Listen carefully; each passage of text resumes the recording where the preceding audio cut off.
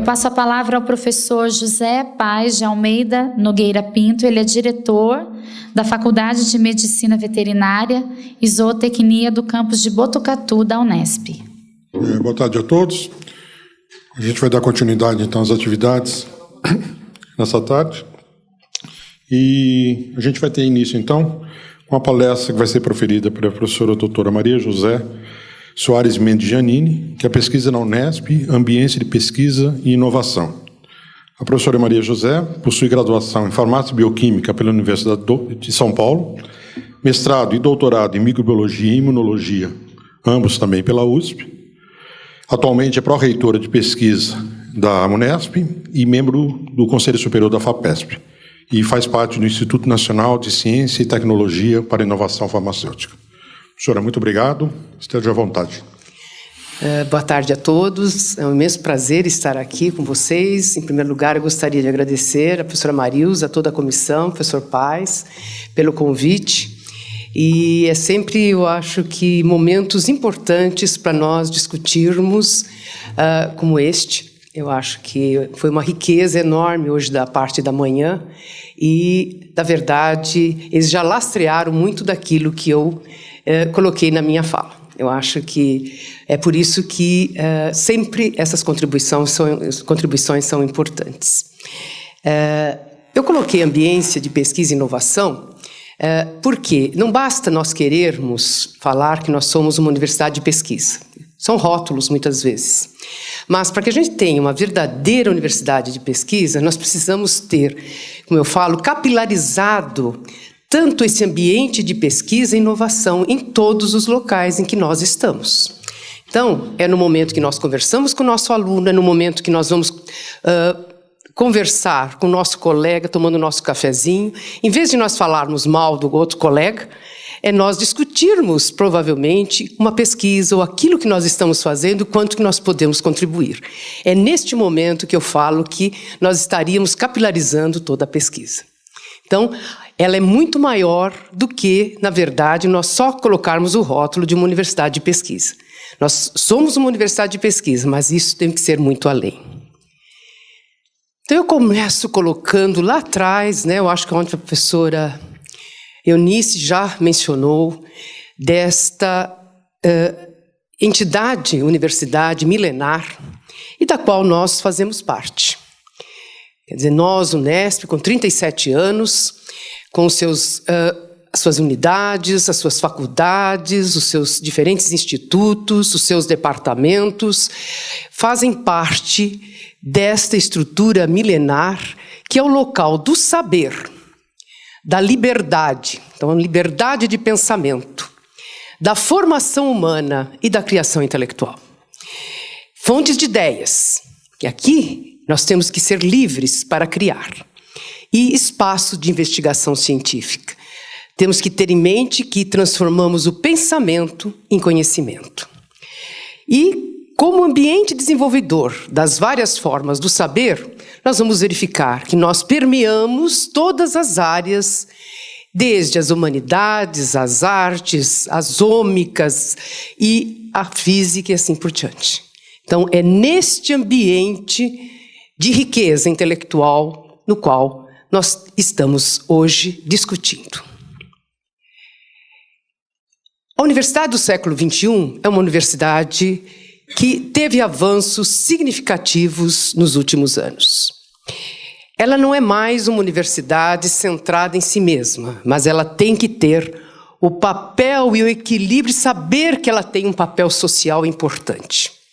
Então, tudo aquilo que é, desde a formação de recursos humanos, em que ela é um instituto de ensino de graduação e pós-graduação, é a formação de profissionais de nível superior, mas também de pesquisa com criação de conhecimento novo, o qual está alicerçada na grande criatividade, também na experiência, e leva à inovação, ou seja, articulando os saberes, a economia do conhecimento para gerar riqueza que vai auxiliar esta sociedade na qual nós vivemos. Então, é com isso que nós temos que pensar o papel fundamental em que nós estamos inseridos. E nós temos aí cenários cada vez mais presentes e que merecem também nossa reflexão. Não é só nós pensarmos, existe departamento e departamento para quê? Mas há coisas muito maiores hoje do que essas discussões. Por exemplo, hoje há uma democratização do conhecimento e do acesso. Nós sabemos hoje que há universidades que estão aí com conhecimento online, um conhecimento massivo de acesso ao ensino universitário. E, óbvio que isso vai também influenciar. Que papel uma universidade pública de pesquisa tem em tudo isto? Então, é muito mais do que nós discutirmos simplesmente de uma maneira se nós devemos ou não ter departamentos. A nossa autonomia também em financiamento. Nós somos autônomos mesmo? Será que nossa autonomia é, na verdade, um decreto? Mas nós podemos, por exemplo, contratar um prêmio Nobel? Dar um salário diferenciado para essa pessoa? Trazermos as suas equipes, como fazem, por exemplo, outras universidades no mundo? Então, hoje, essa autonomia ainda é uma autonomia que ela é de meia entrada. O financiamento também. Nós vemos quanto foi difícil este ano para nós, e ainda estamos discutindo o financiamento, né, Rogério? E o quanto isso ainda vai impactar em algumas ações da universidade que vinham crescendo e, de repente, você tem que repensá-las. O outro aspecto importante que nós devemos aí estudar e começar a observar que as tecnologias digitais estão mudando. A mídia, mudando tudo que se faz em termos de, hoje, ligados às diferentes facetas.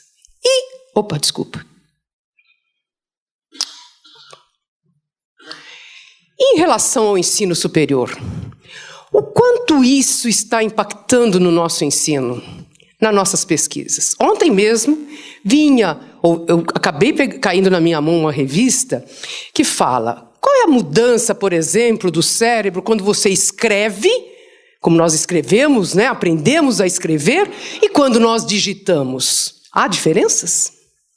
Então, são aspectos que nós precisamos estar atentos, assim como aspectos em relação aos próprios estudantes que nós estamos trabalhando. Eles são diferentes. Nós vamos ter que ter comportamentos diferentes também. Nós sabemos que a mobilidade hoje global já é uma realidade. E cada vez mais nós temos que nos inserir nesse movimento. E nós vamos ter aí parcerias globais mais profundas. E isso vai fazer com que a nossa universidade possa dar um grande salto. Com certeza, isso vai fazer um grande diferencial não só para nós, mas para aqueles também estudantes que estão indo e vindo e aqueles que estão inserindo dentro dos nossos laboratórios. É um novo olhar, a nova cultura que está inserindo, então, dentro de cada um dos nossos departamentos. E óbvio que a grande discussão que se faz hoje, principalmente no Brasil, talvez não tanto São Paulo, que São Paulo já tem uma outra vertente, é da relação universidade-empresa. Então, nós temos que, óbvio, capitalizar esta união. Nós sabemos que ainda há muitas discussões a vencer, mas eu acho que nós temos aí que caminhar para que a gente possa, aí sim, reforçar o papel das universidades junto com esses setores para maior inovação e crescimento. Óbvio que o contexto global é de grandes desafios, nos quais nós estamos inseridos. Então, o crescimento da população é enorme. Nós temos problemas sociais também de grande monta. Mudanças climáticas, alimentos precisam ser produzidos muito mais do que hoje nós temos capacidade. Problema da água, que pode gerar até verdadeiras revoluções, como já está sendo predito, como está algumas das literaturas mencionando. A própria energia, degradação da terra, uma terra não produtiva. Nós temos também olhar para preservá-la e os ecossistemas, as doenças emergentes, a qualidade de vida. Então, para tudo isso, nós precisamos de mudar atitudes. E a ciência, ela tem feito nos últimos anos, nos últimos séculos, uma grande mudança. E tem contribuído enormemente para o progresso da humanidade. Mas nos últimos 10, 15 anos, nós imaginávamos que nós teríamos aí a possibilidade dessa mobilidade, de nós estarmos conversando de uma maneira, ou como nós conversamos hoje, que pode ser até ruim, né? Como foi mostrado hoje, né? Das pessoas dentro da própria sala conversando via e-mail. Mas isso são grandes avanços. E a ciência é ideias. Então, ela é a força motriz que leva a que nós façamos perguntas, que nós vamos atrás das propostas, das nossas hipóteses. E ela pode ser feita de várias maneiras. Óbvio que nós temos aí a divisão, que hoje isso daí pode permear de alguma maneira quase longitudinal. Então não existe mais tanto essa divisão. Então eu sempre falo que é a transversalidade que pode levar justamente às grandes invenções. E justamente essas é que foram fruto da aplicação das ideias científicas. Nós temos aí os desafios que o Brasil tem colocado e são de grande monta. Hoje nós produzimos ciência, mais adiante eu vou falar um pouco dessa parte mais numerológica, mas nós sabemos que não é só o quantitativo, nós temos que também melhorar a qualidade, o impacto e a relevância da nossa ciência.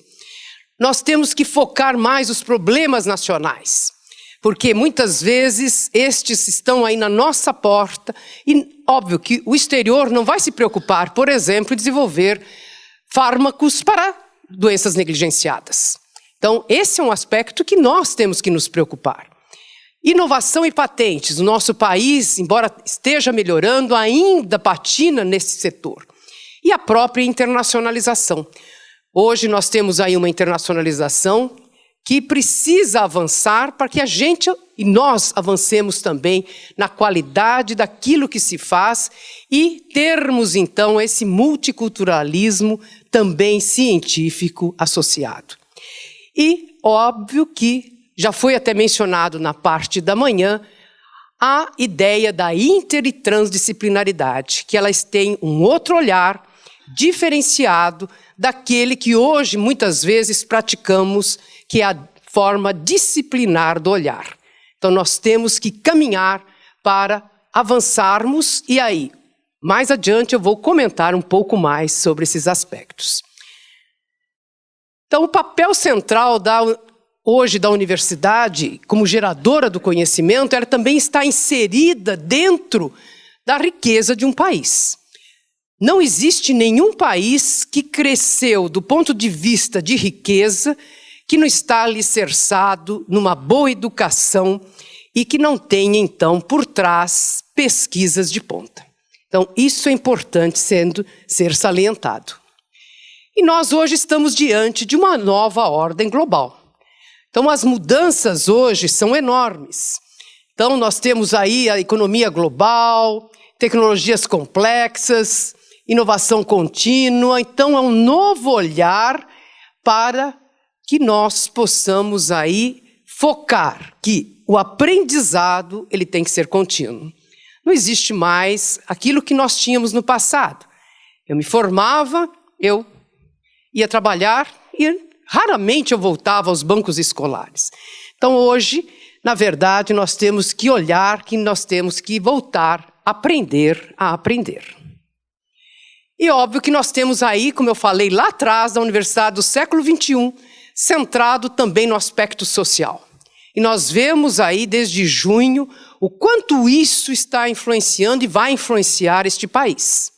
Talvez de uma maneira que, se a gente não tomar cuidado, não sei para onde nós vamos, mas de alguma maneira é como aqui, o poder do povo. Então, voltado aqui para as organizações, então nós vamos ter choques, instabilidades e a própria sociedade procurando o seu caminho. Então nós temos aí uma nova realidade. E óbvio que nós temos que mudar também e ampliar os espaços de produção de conhecimento. E esses conhecimentos fechados em suas especialidades, como já foi mencionado, eles passam a ser corolário de uma visão talvez não futurista e não presente hoje. Então, o conhecimento ele tem que se abrir para outras vertentes, procurando integração e diálogo. Então, nós temos aí um ensino, de alguma maneira, semelhante a esse. Uma grade curricular, disciplinar, fechada, um formato fragmentado, sem integração. Nós temos salas de aula assim ainda, com quadros negros em que escrevemos com giz. Não que eu seja contra, mas quando você vê até num filme institucional, no próprio século XXI, isso nos parece já tão distante, frente às novas mídias que a gente encontra distribuídas. Os nossos laboratórios, às vezes precários, para um treinamento daquele aluno de alguma maneira eficiente. E a avaliação do rendimento, geralmente, quantitativa e não qualitativa. Então, nós temos aí que focar essas salas de aula do futuro. E nós sabemos, então, está sendo abandonado o que nós chamamos da formação científica do atual universitário, que foi até tocada pelo professor Hélio. Quer dizer, você tem que induzir o aluno a pensar, a perguntar. Isto é o método científico, não simplesmente fazê-lo ficar ouvindo aquelas longas horas que nós, muitas vezes, ficamos num blá, blá, blá infinito. E nós estamos, talvez, formando mais técnicos do que, na verdade, líderes, que é isso que este país precisa. Porque eu acho que esse é um grande ponto que muitas vezes é esquecido. Que nós, principalmente, universidade pública, temos este dever de formar grandes lideranças. E aí nós temos aí esse montão de de palavras, mas destacando esta principal. Não queremos saber. Não queremos saber. Eu acho que é isto que os nossos alunos, muitas vezes, talvez estejam nos cobrando, tanto de graduação como de pós-graduação.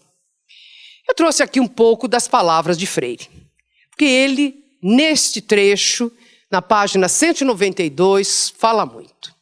A universidade tem de girar em torno de duas preocupações fundamentais, de que se derivam as outras, e tem relação com o ciclo do conhecimento. Este, por sua vez, tem apenas dois momentos. Um é o momento em que conhecemos o conhecimento existente, produzido. O outro em que produzimos o novo conhecimento.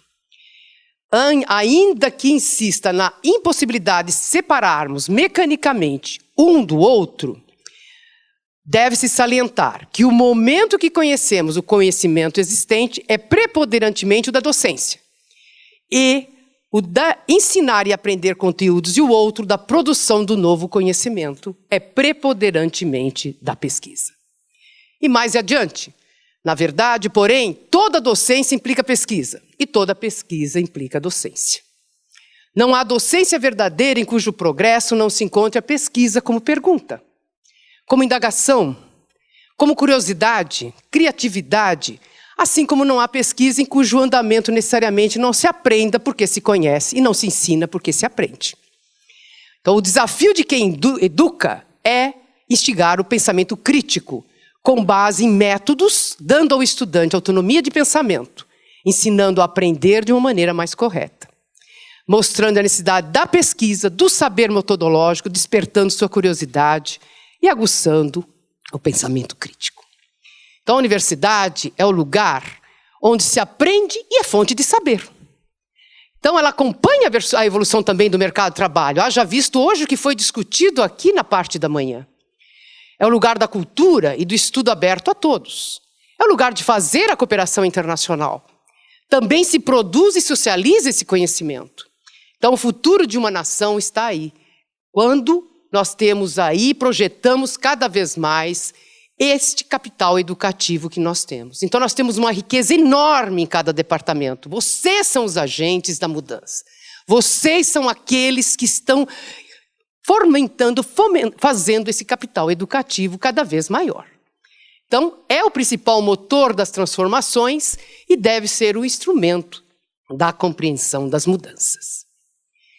Então, aqui se insere um novo olhar também para o ensino. A iniciação científica, ela resume um pouco daquilo que nós podemos desenvolver como um novo olhar de ensinar. Então, não é somente a iniciação científica que vai formar os pesquisadores ou docentes, como foi falado hoje, mas a iniciação científica também prepara, de alguma maneira, melhor este indivíduo para o próprio mercado de trabalho. É o método que ele aprende dentro da iniciação científica que pode ser aplicado em qualquer lugar, não só na universidade. Então, nós temos aí uma nova conjuntura e que nós temos que estar preparados.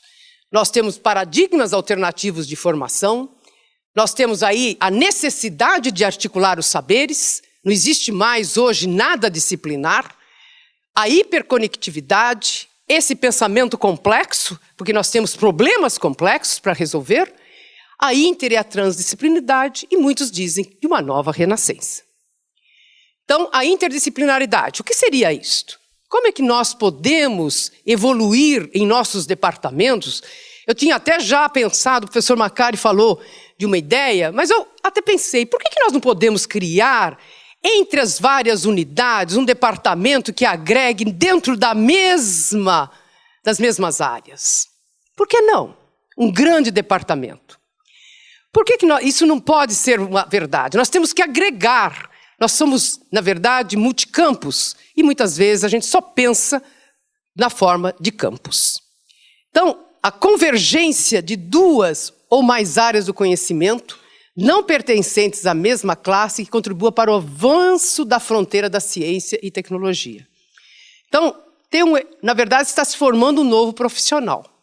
E aqui um exemplo, por exemplo, na área ambiental. Então, você tem aqui a participação desses vários objetos aqui, que levam, muitas vezes, a uma única pergunta.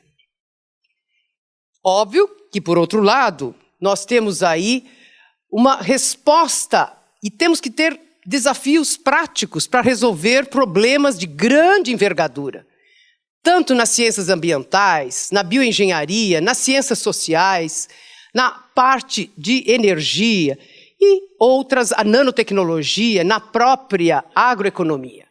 Então, é o problema que precisa ser olhado e resolvido pelos vários olhares, pelos vários saberes. Então, as problemáticas das grandes cidades, hiperpopulação, não se resolve de uma forma disciplinar. Nós temos grandes gargalos hoje, o Brasil, baixo nível de escolaridade, de capacitação da população, analfabetismo digital, violência urbana, falta de infraestrutura, sistema de saúde falido. Mas também já temos grandes exemplos de sucesso na agricultura, na produção animal, área espacial, biocombustíveis, petróleo e assim por diante. E nós ainda temos muito a fazer, nós temos ainda muito a transformar, muitas vezes, commodities em produtos que ganhem, então, oportunidades competitivas.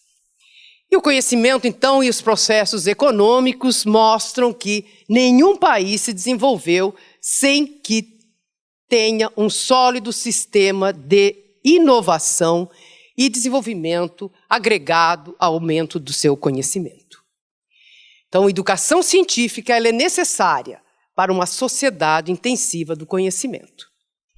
O Brasil tem crescido em publicações, as patentes também, de alguma maneira, têm evoluído, mas, quando a gente olha a posição em termos quantitativos, ali nós estamos em 13º, 47º em inovação e 22º em citações. Algumas áreas aí se destacam em termos de pesquisa. Internacionalização, nós estamos ao redor de 25%, hoje, a nossa universidade também aproximadamente. E a Unesp. Nós temos, eu gosto muito de lembrar o nosso PDI. Essa discussão que está aqui hoje, ela foi feita no PDI. Eu participei do PDI e tinha um grupo que discutiu o departamento ou não departamento.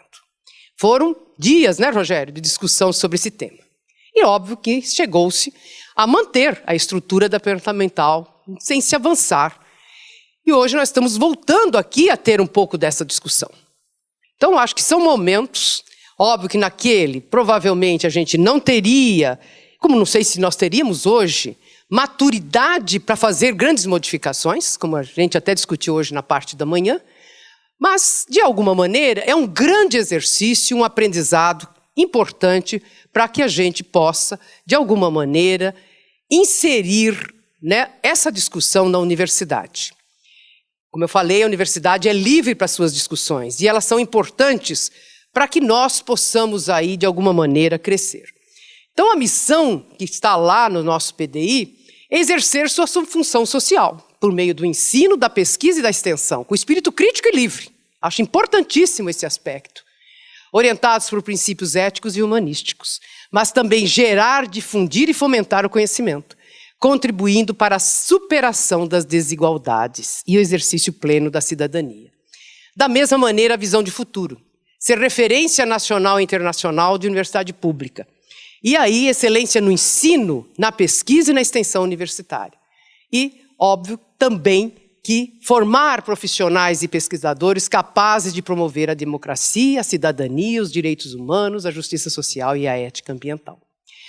Nós temos como meta estarmos entre as melhores daqui a 10 anos. E uma universidade que nós falamos de classe mundial. Já foi mencionado aqui, desde o início, a professora Marilza também colocou. E o que seria isso? É a excelência em todos os seus níveis. Excelência na educação, excelência na pesquisa, excelência na transferência de conhecimentos e concentrar talentos, abundância de recursos. E nós temos que ter aí o mérito acadêmico e não corporativo, sendo então um foco para prevalecer no que nós chamamos dessa universidade de classe mundial. E elevado percentual de corpo docente internacional. Aqui fala em 30%. Hoje nós estamos em torno de 4%. Então, nós temos ainda que caminhar para que a gente prevaleça esse dado. Promover a internacionalização, então valorizar o mérito, flexibilizar regras. É esse já colocado aqui que eu acho que leva a um foco para termos a universidade de classe mundial e reduzir a burocracia. Nós temos aí, hoje, além das unidades tradicionais de ensino e as experimentais, os institutos e centros que foram criados em várias ocasiões, principalmente alguns, que é o de aquicultura, de bioenergia, que é o mais recente. Nós temos o Instituto de Física, o de Biotecnologia, o CEVAP, o de Plantas, o de Políticas Públicas, o Instituto do Mar. Então, todos esses institutos, eles têm como objetivo o ensino, principalmente da pós-graduação e da pesquisa. Então, aqui o de Biotecnologia, o de Bioenergia e o Instituto do Mar, que são os mais recentes. E nós temos aí crescido de alguma maneira, e a nossa posição hoje, por exemplo, em alguns dos rankings, eles já passaram, nós já estamos na posição, por exemplo, 162 do CIMAGO, que avalia a pesquisa. Mas, quando a gente vê outros, como o QS, ou mesmo, por exemplo, o Times, ou Z, nós ainda temos que muito caminhar. Nossas publicações são principalmente na área de agricultura, na área de ciências agrárias, depois medicina, e algumas outras aqui distribuídas, então, numa menor porcentagem. Mas que estamos crescendo de alguma maneira em muitas áreas. Nós temos hoje 21% do nosso corpo docente são pesquisadores do CNPq e 42% deles é PQ1. E nós temos aí crescido em publicações em bases de dados internacionais, e eu falo sempre aqui que o professor Macari, eu acho que foi um divisor de águas, justamente a partir dele que a gente vislumbra aí uma diferenciação. Se vocês pegaram hoje a FAPESP, a revista FAPESP desse mês, está mostrando lá que nós somos a segunda colocada no Brasil em termos de publicações, o que nos enche bastante de orgulho. E se vocês veem lá, tem um histórico, teve momentos que esta universidade tinha 80 publicações. Hoje está na faixa de 3.000. E nós temos aqui também uma qualificação melhor, Quer dizer, além de nós estarmos aumentando em qualidade, nós estamos também melhorando, por exemplo, em nossas bases de dados internacionais. Quanto? Já? Eu vou passar rápido aqui, só para a gente... eu tenho mais 5 minutinhos, né? Tudo bem? Se não, né, gente, também não dá, né? Eu gostaria de destacar também que nós temos aí uma produção de livros, capítulos de livros, partituras, traduções, em que a média hoje, por docente, está 2,37. Ou seja, essa universidade ela está crescendo de uma maneira em que, além do quantitativo, também em qualidade. Livros e capítulos de livros, nós tivemos aí 14% de aumento, 19% em termos de bases qualificadas, partituras 100%. O impacto das nossas pesquisas tem aumentado também. E aqui nós temos as diferentes áreas, mostrando que física, material science, computação, engenharia, ultrapassa a nossa média, que é 0,7, enquanto que outras ainda estão um pouco longe disso. Nós temos também a nossa área de inovação aumentando, produzindo, então, patentes, e esse é um fator importante também da contribuição para a sociedade. E nós fizemos aqui um exercício, como a gente vinha a falar dos departamentos, nós temos aí a média por departamento e o índice de pesquisa por docente, em que nós aí jogamos a qualificação 0,7 para internacionais, 0,3 para nacionais, 0,7 para livros, 0,3 para capítulos de livros. E aí nós temos um quadro de que a nossa média hoje é 2,85, o IPD é 1,32 e 50% dos nossos departamentos estão acima disso. Ou seja, ainda 50% não atingiram este valor. Eu acho que este é um quadro que todos nós temos que nos debruçar para verificar, principalmente aqui os chefes, o que acontece. O que acontece dentro de cada departamento, qual é o planejamento estratégico deste departamento, qual é o planejamento estratégico desta unidade para esses setores e para continuar, aqueles que produzem, continuar produzindo. Então, de alguma maneira, esse é um ponto importante que eu vejo da nossa fala, da fala da manhã dos nossos convidados, falar de que nós precisamos de um planejamento estratégico. Então, nós temos o nosso PDI hoje, que está restrito à reitoria. Mas eu acho que cada unidade tem que ter o seu PDI, o seu PDU, então, e nós teríamos que também ter o PDD. Eu acho que é extremamente importante. Nem que a gente não consiga, mas tem que ter o olhar, a visão de futuro. Nós temos aí captado recursos. Isso daqui é captação de empresas. Nós hoje ultrapassamos, por exemplo, em termos de captação, a própria USP. Esse dado nós conseguimos das fundações e passamos para o professor Brito.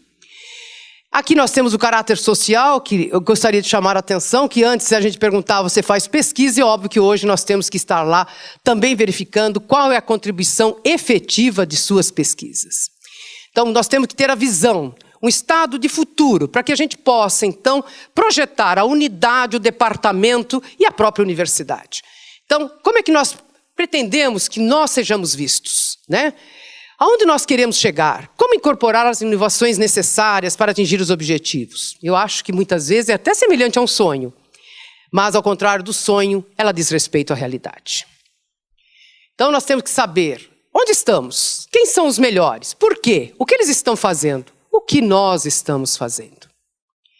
Então, para nós atingirmos o objetivo de estarmos entre as melhores, é óbvio que nós temos que ter esse planejamento de médio, curto e longo prazo. Reflexão final, Sêneca. Não é porque as coisas são difíceis que nós não ousamos, é porque não ousamos que as coisas tornam-se difíceis. E eu gostaria que todos abraçassem o conhecimento. Muito obrigado a todos.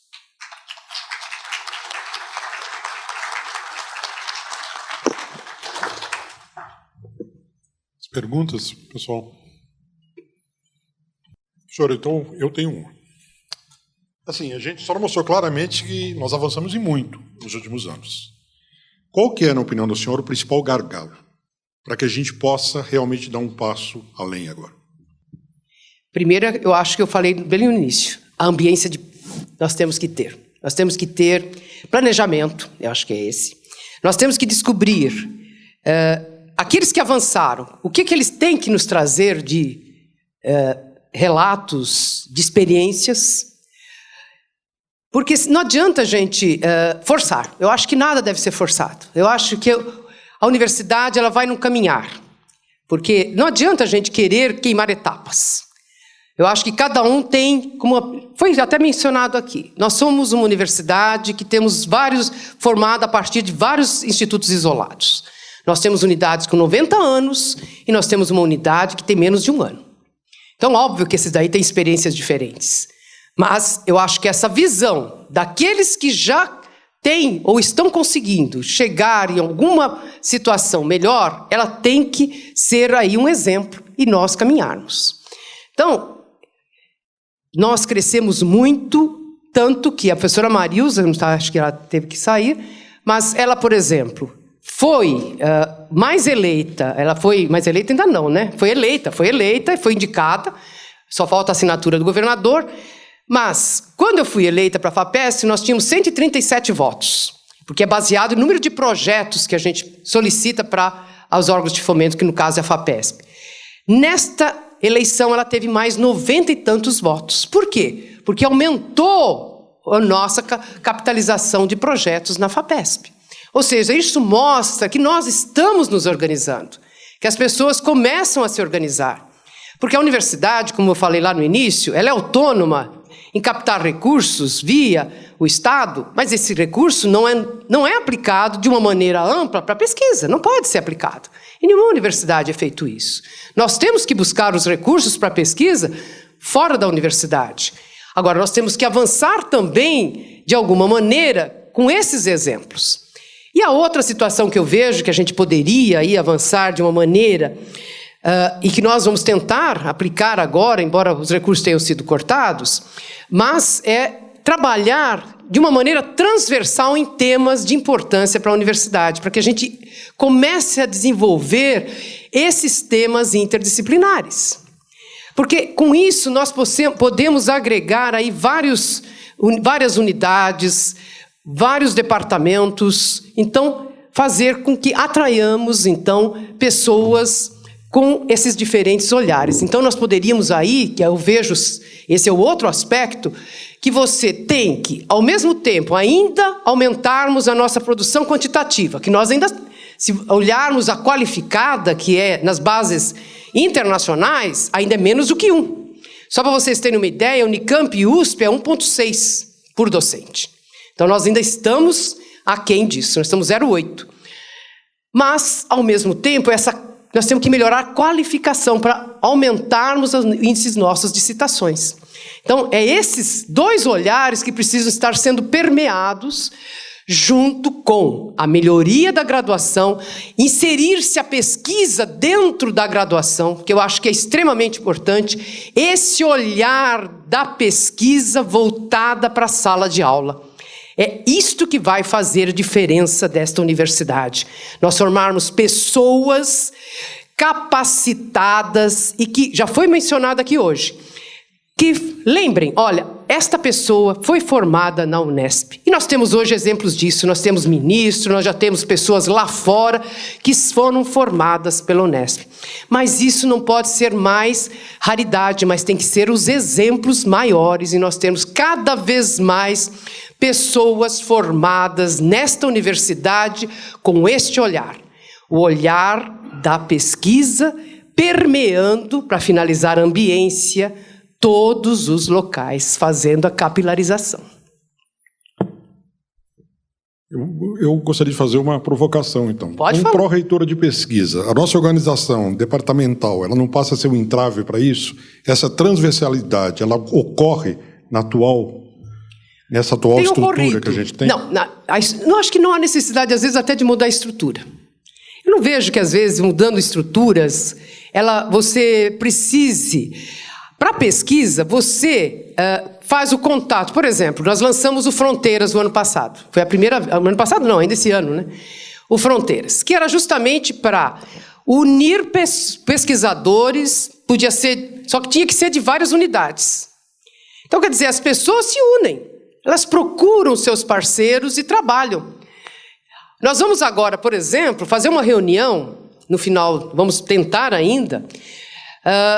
Por exemplo, o INCT vai ser lançado em março, que a gente já está ouvindo, era para ter sido lançado agora no final do ano, mas parece que vai ser só em março.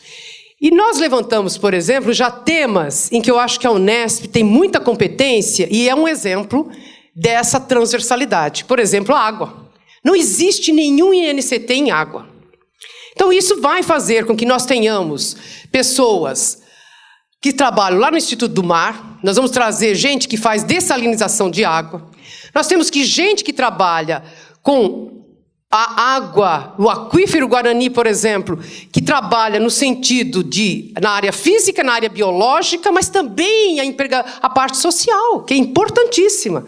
Então, quer dizer, nós estamos aí permeando todas as áreas. Então, é isso que é um novo olhar. Mas eu não sinto que você mudando o departamento, só essa estrutura, você possa influenciar aí esse caminhar aí, unindo as várias competências. Eu acho que isso é indiferente. Agora, o que eu acho é que, na maneira como está hoje o departamento, ele tem que ter planejamento.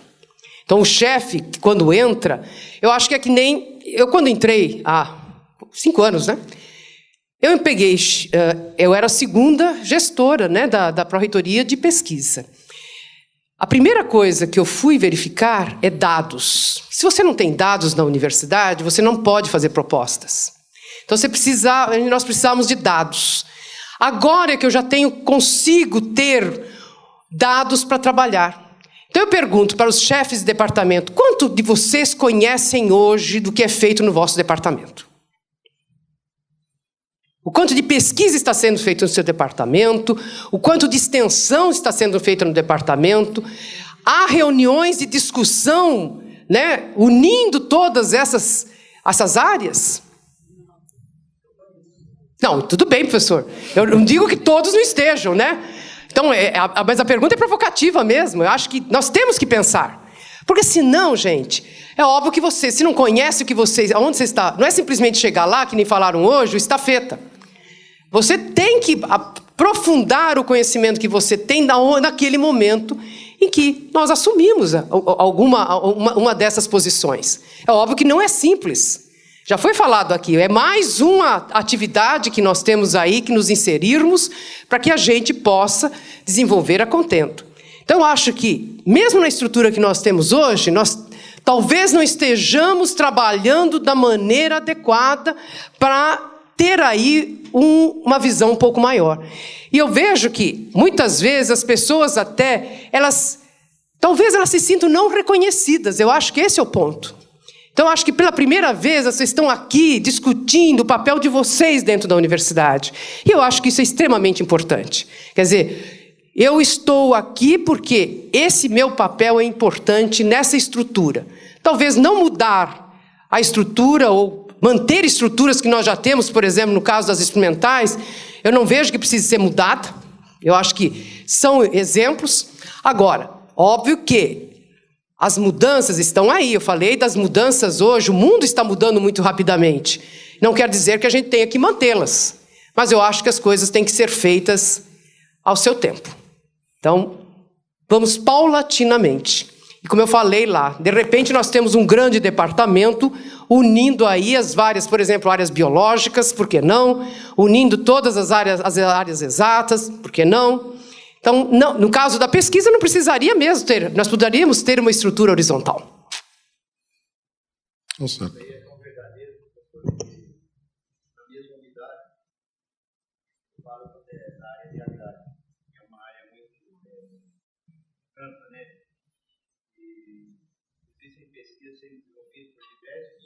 Diversos professores, e na verdade a gente está repetindo o mesmo assunto, fazendo pesquisa na mesma área, e não ter conhecimento dentro da unidade do que um faz e o outro. Justamente, até na unidade, é verdade.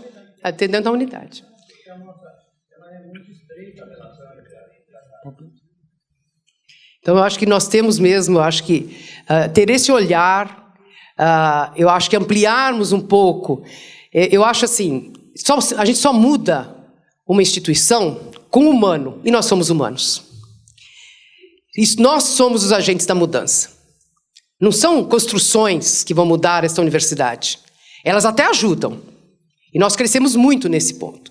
Mas nós humanos, o ser humano, e ter a ideia da mudança, eu acho que é importante. Que eu sei que amanhã vai ser discutido. Infelizmente eu não vou poder estar, mas eu acho que é esse o ponto. E nós temos que estar preparados. Porque o mundo está mudando muito mais rápido do que nós pensamos.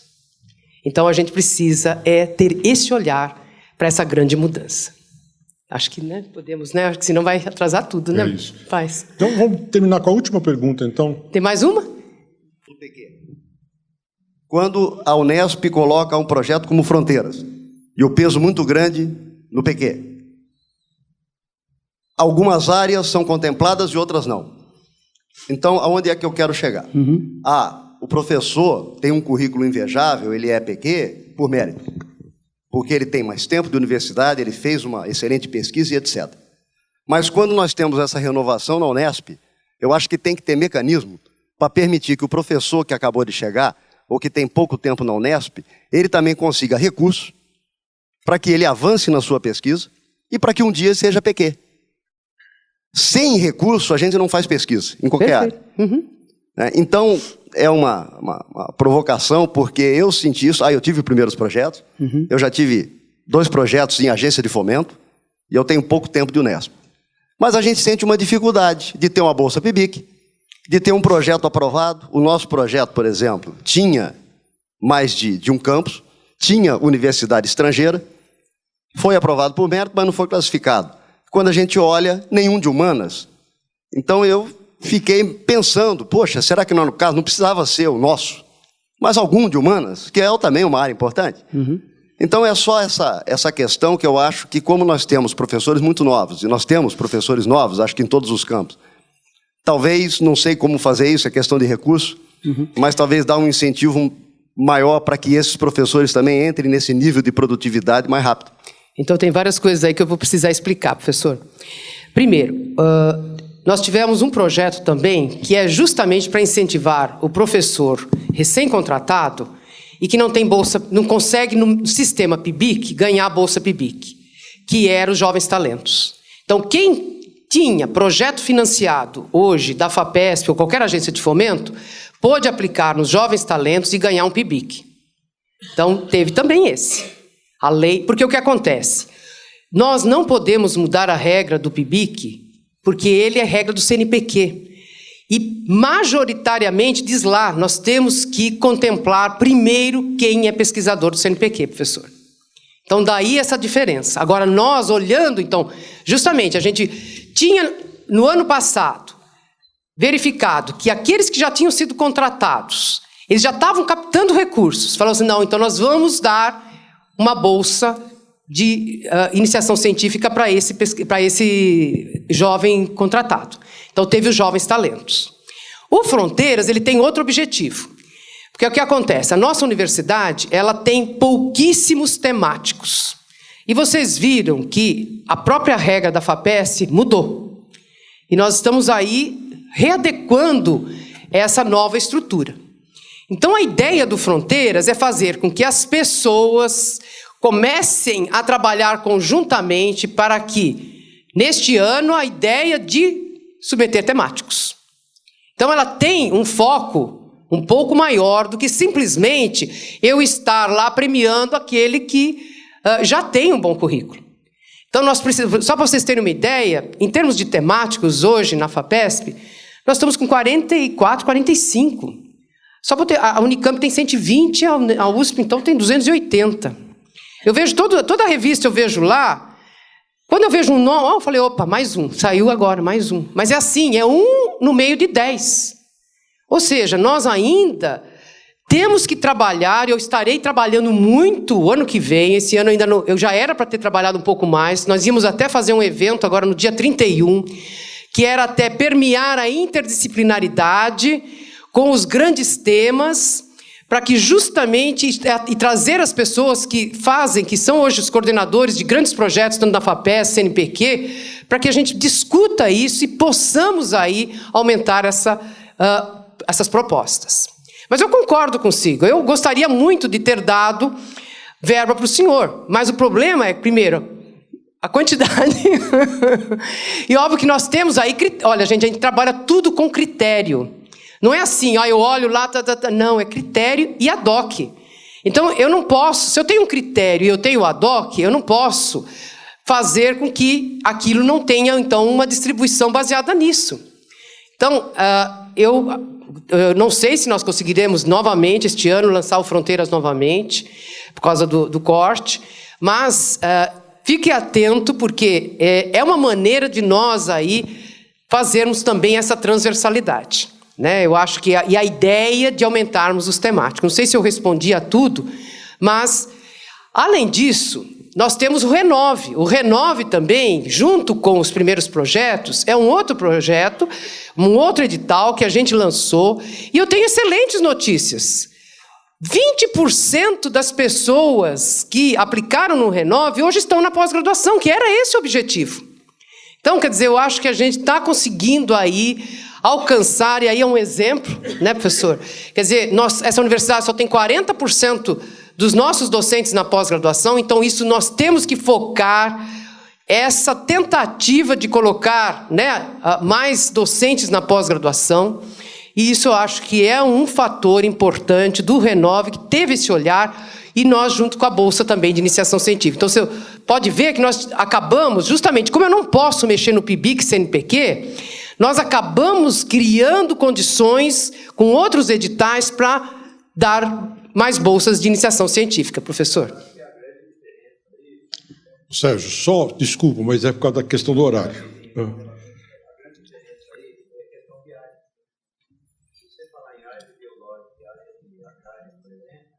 Ela tem uma maior facilidade na produção científica.